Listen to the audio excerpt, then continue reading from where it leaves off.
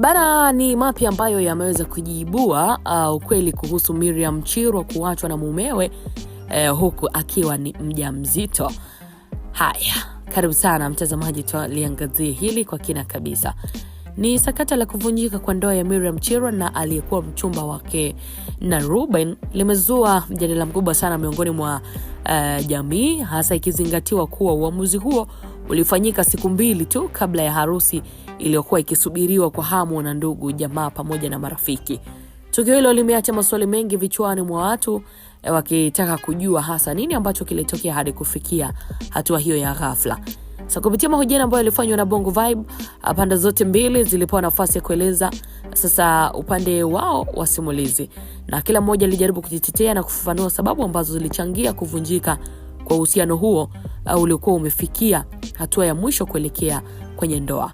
Hata hivyo, maelezo hayo yanaonyesha wazi kuwa kulikuwa na changamoto za ndani kabisa ambazo zilikuwa zimejificha kwa muda mrefu kabla ya kufikia hatua hiyo ya mwisho.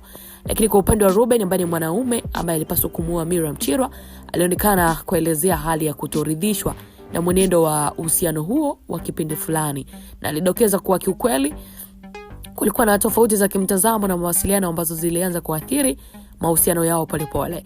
Ingawa haweki wazi kila kitu kwa undani, lakini alionyesha kuwa kulikuwa na hali ya kutoelewana ambayo ilikuwa ikielekea kujijenga, jambo ambalo pia lilimfanya kuona ni bora kusitisha ndoa kabla ya mambo hayajawa makubwa zaidi baada ya kufunga ndoa. Lakini kwa upande wa Miriam, alionekana kuzungumza kwa hisia zaidi na kuguswa pia na kilichotokea. Sasa alieleza kuwa alijitahidi kwa kiasi kikubwa sana kuhakikisha ndoa hiyo inafanikiwa, lakini alihisi kutothaminiwa na kutopata ushirikiano wa kutosha kutoka kwa upande wa mwenzake. Ina maana upande wa mwanaume. Kauli zake zinaonyesha wazi maumivu aliyokuwa nayo, hasa kizingatia maandalizi yote yaliyokuwa tayari yamekamilika kuelekea siku ya harusi. Lakini pia Miriam aligusia kuwepo kwa mambo ambayo hayakuwa yakizungumzwa wazi baina yao, jambo ambalo lilichangia kuongezeka kwa sintofahamu ndani ya uhusiano huo.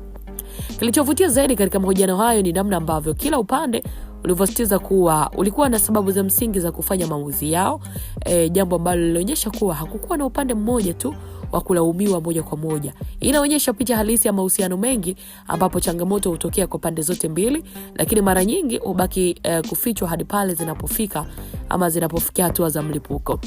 Jamii imegawanyika katika mitazamo mbalimbali kufuatia tukio hili. Wapo wanaomuunga mkono Miriam wakiamini kuwa ameonewa na hakutendewa haki, huku wengine wakiona Ruben alichukua maamuzi sahihi kwa kusitisha ndoa mapema kabla ya kuingia kwenye ndoa yenye migogoro.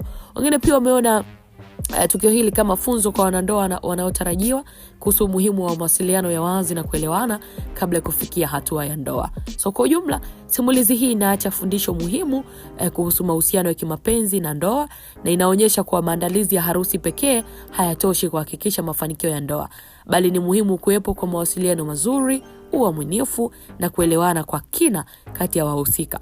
Video kamili maelezo imeendelea kurushwa katika mitandao ya kijamii huko, na wanaendelea kufuatilia Bayo Media, basi tuendelea kufahamu mengi makubwa kupitia yale ambayo yamejiri. Wakati mwema, kwa heri kwa sasa.